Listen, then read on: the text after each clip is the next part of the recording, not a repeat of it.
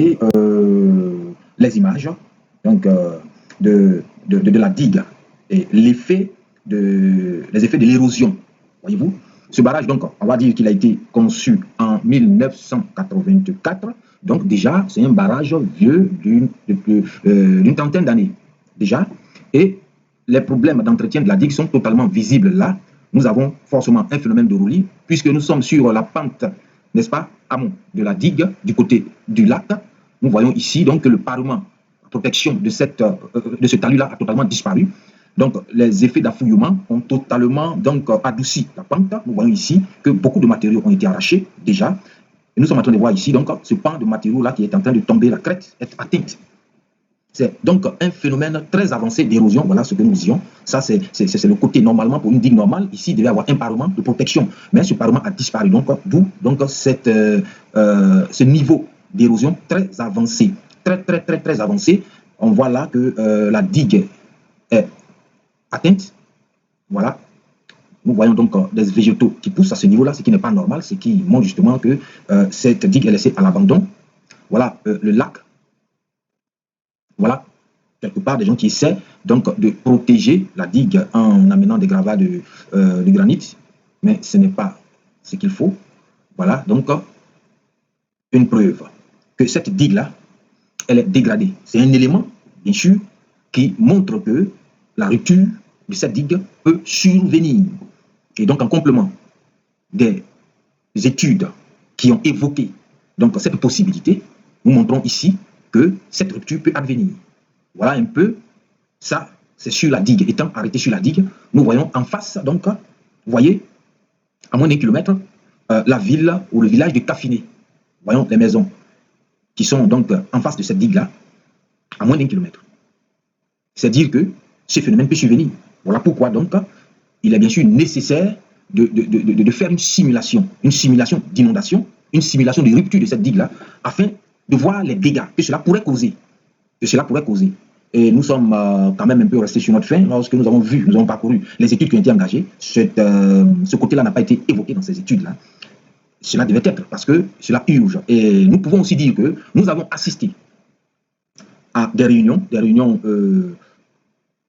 concernant donc les études de cette digue, principalement pour la phase d'évaluation donc on va dire, des bâtis qui pourraient être impactés, non pas par la rupture de la digue, mais plutôt par les études, puisque nous avons vu dans les études tout à l'heure que nous avons montré qu'il s'agissait donc de protéger la digue et aussi de mener donc de créer certaines infrastructures, de réhabiliter donc entre autres le périmètre et aussi de créer donc un périmètre de protection autour donc de l'ouvrage même, c'est-à-dire la retenue d'eau. Voyez-vous, dans ce sens-là, nous avons donc été conviés à une réunion. Et lors de cette réunion, bien sûr, les villageois même de Cafiné qui vivaient dans cette ville-là ont émis, donc ont fait part de leur crainte, eux qui vivent directement sur le site, de voir un jour ou l'autre cette digue se briser. Du coup, si nous pensons, c'est aussi des éléments qui peuvent alerter de ce phénomène-là. Si des personnes, on va dire, qui ne sont pas des spécialistes, arrivent à voir le danger, cela veut dire que réellement, la survenue donc, de cette rupture-là, elle est fort probable. Voilà pourquoi donc, nous avons décidé donc, de mener cette étude qui nous mènera donc, à une simulation de la rupture de la digue. Cette simulation va nous permettre donc, simplement de voir les dégâts que pourrait causer une rupture de digue qui va laisser passer un certain débit et permettre à ce que 45 millions de mètres cubes dévalent en aval.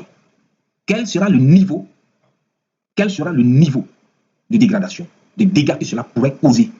Donc, cela dit, il est très important de faire cette simulation pour que l'on voit et que cela attire.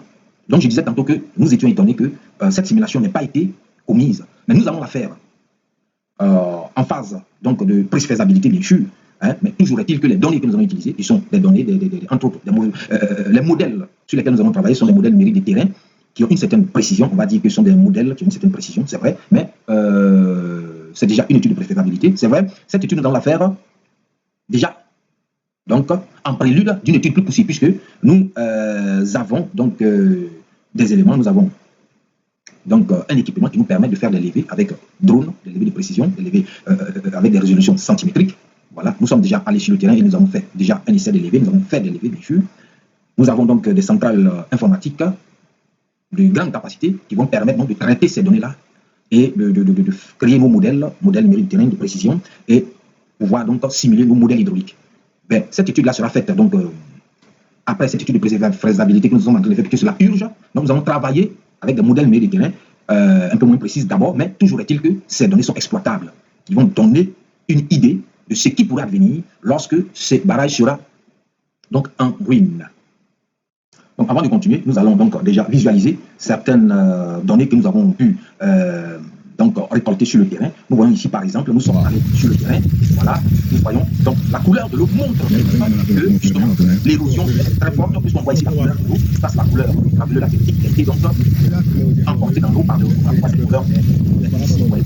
Donc c'est une érosion donc dynamique qui se fait et cela urge donc de voir ce qui est en train de se faire.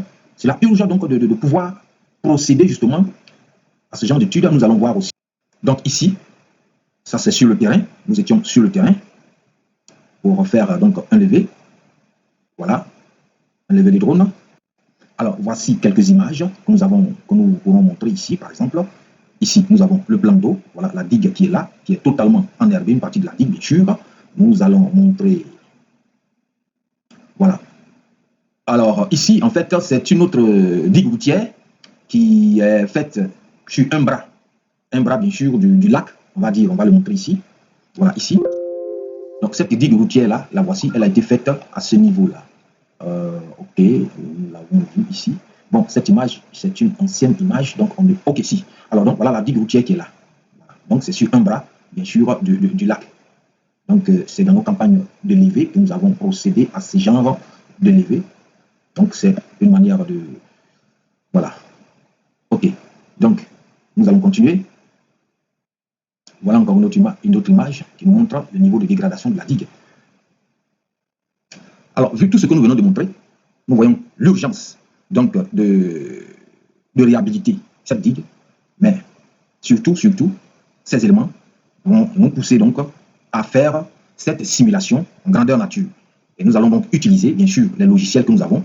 Cette première phase, nous l'appelons la phase de faisabilité, qui va nous permettre donc de faire une simulation, une première simulation, à partir donc de données de modèles numériques de terrain qui ont une certaine précision, voyez-vous, pour avoir une idée donc, de cette simulation. Et après, nous utiliserons donc pour plus approfondi les données prises au drone, donc les données centimétriques qui nous permettront donc de faire cette simulation. Et avec ces données centimétriques, nous allons modéliser donc le village de Nabion, modéliser tous les bâtiments qui sont dans ce village, afin que cette simulation, le modèle hydraulique que nous allons créer, soit vraiment assez précis.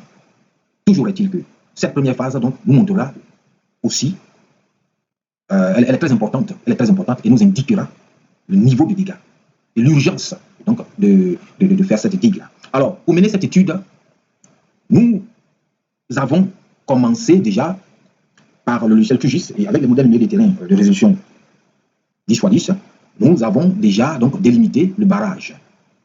Avec donc QGIS, nous avons donc pu avoir certains paramètres. Alors, quelle est donc l'idée que nous faisons dans ce que nous voulons faire? L'idée, c'est de procéder à la simulation de rupture. Et pour procéder à cette simulation, nous avons besoin de certains éléments. Et ces éléments-là, nous allons donc les obtenir. Et ces éléments, les voici. D'abord, nous voulons avoir une idée du débit avec lequel nous allons travailler. Et puisque la rupture de digue sera faite à partir du logiciel ECRAS, certains éléments, nous avons besoin de certains éléments, dont par exemple un certain débit qui pourrait nous indiquer à partir desquels nous pouvons faire nos simulations. Et le débit que nous avons décidé d'utiliser, c'est le débit, donc un débit, c'est un débit d'occurrence 10 ans, donc un débit décennal, que nous avons estimé à partir donc d'une pluie maximale journalière décennale. Voilà. Et donc ce débit-là, nous l'avons estimé à partir du logiciel HMS. C'est à partir de ce débit, nous allons donc créer ce débit, extraire donc aussi